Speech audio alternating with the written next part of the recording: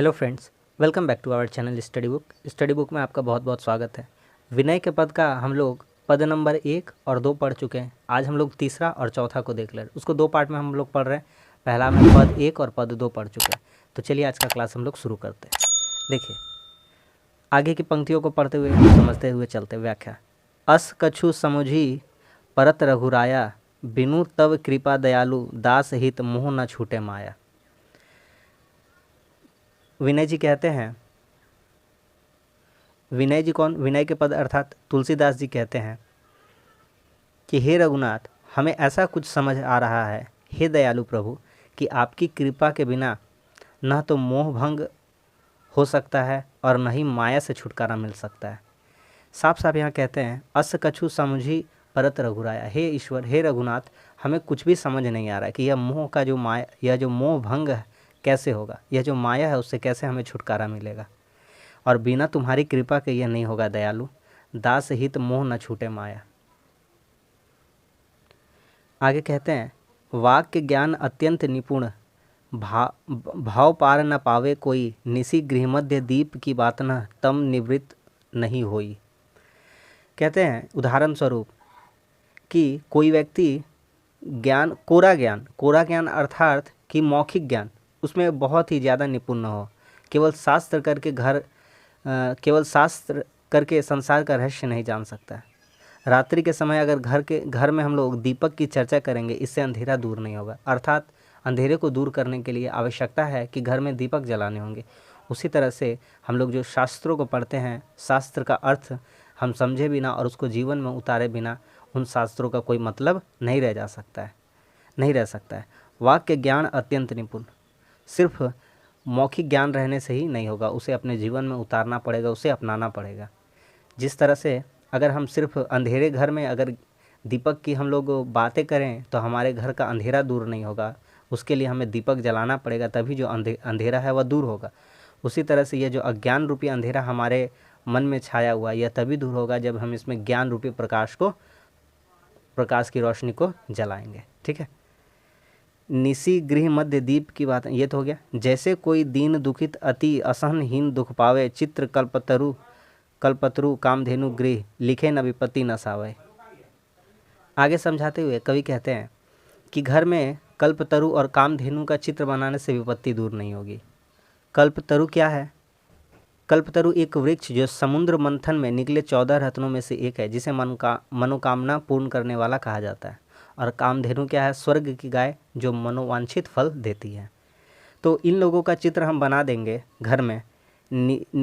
जैसे कोई दीन अति दुखित अति असहनहीन दुख पावे, चित्र कल्पतरु कामधेनु गृह, लिखे न विपत्ति न सावे। सिर्फ इतना मात्र कर लेने से ही विपत्ति दूर नहीं हो जाती। अगर हम घर में कल्पतरु और कामधेनु का चित्र बना देंगे तो इससे हमारी विपत्ति दूर नहीं होगी। जिस तरह से उदाहरण देते हुए कवि कहते हैं कि अगर कोई भूखा व्यक्ति है, उसके सामने जो 6 स्वाद है, जैसे 6 स्वाद कौन कौन से होते हैं? मीठा, तीखा, नमकीन, कड़वा, कसैला एवं खट्टा। इन नाना प्रकार के व्यंजन का कोई अगर हम लोग दिन रात वर्णन कर ले तो उसकी जो भूख है वह कभी समाप्त नहीं होगी। उसकी भूख तभी समाप्त होगी जब उसके लिए वह भोजन करेगा, चाहे वह भोजन बहुत ही सीधा और सादा क्यों ना होना चाहिए। आ रहा है बात समझ में? जैसे कि विपत्ति दूर कब नहीं हो सकती? जैसे कल्पतरु और कामधेनु का घर में चित्र बना देने से मात्र विपत्ति दूर नहीं हो सकती है। उसी तरह से अगर कोई भूखा व्यक्ति है, उसके सामने अगर हम 6 प्रकार के स्वादों का वर्णन करें, बखान करें, तो इससे उसकी भूख समाप्त नहीं हो सकती। उसकी भूख को समाप्त करने का एकमात्र विकल्प यही है कि उसे भोजन दिया जाए। तो यही उदाहरण समझाते हुए आगे कहते हैं, बिनु बोले संतोष जनित सुख, खाई सोई पै जाने, जब लगी नहीं निज हृदय प्रकाश, अरु विषय आस मन माही, तुलसीदास तब लगी जग, जोनि भ्रमत सपनेहु सुख नाई। कहते हैं कि वही तृप्ति का सुख जानता है। जब तक अपने हृदय में आप ज्ञान का प्रकाश उत्पन्न नहीं होगा और भौतिक पदार्थों को प्राप्त करने की इच्छा बनी रहेगी, तब तक प्राणी 84 लाख योनियों में भटकता रहेगा। हम लोगों का ऐसा मानना है कि मनुष्य का जन्म 84 लाख योनियों के बाद होता है, उसे सपने में भी सुख की प्राप्ति नहीं होगी। बिनु बोले संतोष जनित सुख, खाई सोई पै जाने। अगर बोलने से सिर्फ संतोष नहीं मिलता भूखे व्यक्ति को, उसे संतोष की प्राप्ति तभी होगी जब वह भोजन करेगा। जब लगी नहीं निज हद प्रकाश, हद हृदय यानी हृदय प्रकाश, जब तक हृदय में प्रकाश नहीं होगा अर्थात ज्ञान की प्राप्ति नहीं होगी, तब तक भौतिक पदार्थों को प्राप्त करने की इच्छा बनी रहेगी और मनुष्य जो है, प्राणी जो है, वह 84 लाख योनियों में भटकता रहेगा और उसे सपने में भी सुख की प्राप्ति नहीं होगी। तो यही था इस पूरे जो पद है, पद नंबर 3, इसका पूरा व्याख्या। तो एक बार शुरू से हम आपको शॉर्ट में समझा देते हैं। कवि कहते हैं कि हे रघुनाथ, हमें कुछ समझ नहीं आ रहा है, आपकी कृपा के बिना मोह भंग नहीं हो पा रहा है। जिस तरह से कोई व्यक्ति सिर्फ मौखिक ज्ञान रखता हो और उसे अपने जीवन में नहीं उतारता हो, यह उदाहरण देते हुए कवि कहते हैं कि रात्रि के समय में अगर अंधेरे घर में हम दीपक की चर्चा करें तो अंधेरा दूर नहीं हो सकता। उसी तरह हमारे हृदय में अगर प्रकाश की ज्योति नहीं जलेगी ज्ञान की, तो हमारा हृदय जो है अंधकार में ही खोया रहेगा। जैसे कोई एक दुखीन अति असहन दुख पावे, जैसे कोई अत्यंत दुखी व्यक्ति है और उसके घर में कल्पतरु और कामधेनु का चित्र बना लेने से उसकी विपत्ति दूर नहीं हो जाएगी। जैसे कोई भूखा व्यक्ति, अगर उसे 6 प्रकार के स्वादों का वर्णन किया जाए, बखान किया जाए उसके सामने, तो इस मात्र से नाम लेने से उसकी जो भूख है वह समाप्त नहीं होती। उसकी भूख तभी समाप्त होती है जब वह पेट भर खाए, तभी उसे क्या मिलेगा? संतोष मिलेगा। जब लगी निज हृदय प्रकाश अरु विषय आस मन माही, जब तक भौतिक पदार्थों को प्राप्त करने की इच्छा बनी रहेगी तब तक मनुष्य जो प्राणी है 84 लाख योनियों में भटकता रहेगा और उसे सपने में भी सुख की प्राप्ति नहीं होगी। सपने हूँ सुख नहीं। समझ में आ गया? आगे की पंक्ति को देखते हैं, आगे के पद। चलिए अब अंतिम पद को हम लोग देख लेते हैं। आगे की पंक्तियों में कहते हैं, कबहुँ हों यहनी रहोगे। इस पद में तुलसीदास ने भक्ति के लिए जो आवश्यक गुण होने चाहिए और संतों के स्वभाव का उल्लेख करते हुए कहा है, इस पंक्ति की रचना की है। कहते हैं, अब मैं क्या इसी रहनी से रहूँगा? क्या मैं कृपालु श्री राम की कृपा से संतों के जो स्वभाव है, क्या मैं उसको कभी ग्रहण कर पाऊँगा भी या ना कर पाऊँगा? यही कवि कहते हैं कि कबहुँ को हों यही रहनी रहोगे। मैं कब इस रहनी से रहूँगा? मैं कब कृपालु श्री राम की कृपा से संतों का स्वभाव ग्रहण कर सकूँगा? श्री रघुनाथ कृपालु कृपा ते संत स्वभाव सो गहोंगे। ये हो गया। जथा लाभ संतोष सदा काहू सो कछु ना चाहोगे। कवि कहते हैं कि मुझे जितना भी लाभ प्राप्त होगा जीवन में, उतने में ही मैं संतोष कर लूँगा और उससे ज़्यादा की कामना कभी नहीं करूँगा। किसी चीज़ की याचना नहीं करूँगा। क्या मैं निरंतर परोपकार के कार्य में ही लगा रहूँगा? जथा लाभ संतोष सदा, जितना लाभ होगा उसमें ही मैं संतोष कर लूँगा। काहू से कुछ न चाहोगे। परहित मतलब दूसरों की भलाई, निरंतर मतलब लगे हुए रहना निरंतर, मन क्रम वचन नेम निभाऊंगे। यानी जो कवि कहते हैं कि मैं मन वचन और कर्म और यम नियम से इसका निर्वहन करूँगा। कठोर वचन अत्यंत असहनीय होते, मैं उसको भी पी करके रह जाऊँगा। परुष वचन अति दुस्सह श्रवण सुनी ते ही पावक न दोगे। जो कठोर वचन होते वह अत्यंत ही असहनीय होते हैं, उन्हें अपने कानों से सुनकर क्रोध की अग्नि में कभी भी नहीं जलूँगा। विगत मान सम शीतल मन पर गुण नहीं दोष कहूँगे।